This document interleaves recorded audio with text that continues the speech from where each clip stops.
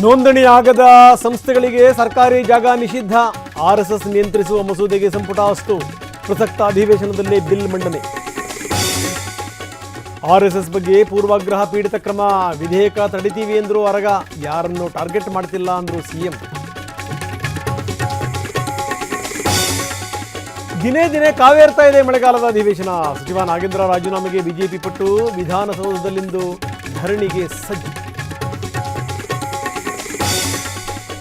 Bidadi township ವಿರೋಧಿಸಿ ಪಾದಯಾತ್ರೆ, ಅಶೋಕ್ ಒಬ್ಬರೇ ಭಾಗಿಯಾಗಿದ್ದಕ್ಕೆ ತಕರಾರು, ವರಿಷ್ಠರ ಸೂಚನೆ ಅಂತ ವಿಪಕ್ಷ ನಾಯಕನ ಸ್ಪಷ್ಟನೆ.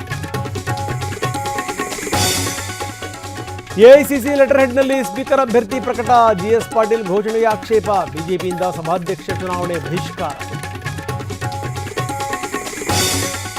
ಜಿಲ್ಲಾ ಉಸ್ತುವಾರಿ ಬೇಡವೇ ಬೇಡ, ಮುಖ್ಯಮಂತ್ರಿ ಡಿಕೆಶಿಗೆ ಸಚಿವ ಜಮೀರ್ ಪತ್ರ, ರಿಜ್ವಾನ್ ಅರ್ಷದ್ ನೇಮಿಸಿ ಸಿಎಂ ಆದೇಶ.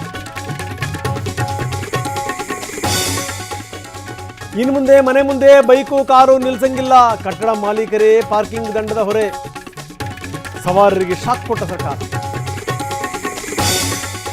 ಕಂಬಿ ಹಿಂದೆ ಇದ್ರೂ ಪ್ರಜ್ವಲ್ ಕೈಗೆ ಮೊಬೈಲ್, ಆಂಧ್ರ ಮೂಲದ ಗ್ಯಾಂಗ್ನಿಂದ ರವಾನೆ, ಸಿಮ್ ಜಾಡು ಹಿಡಿದ ಪೊಲೀಸರು.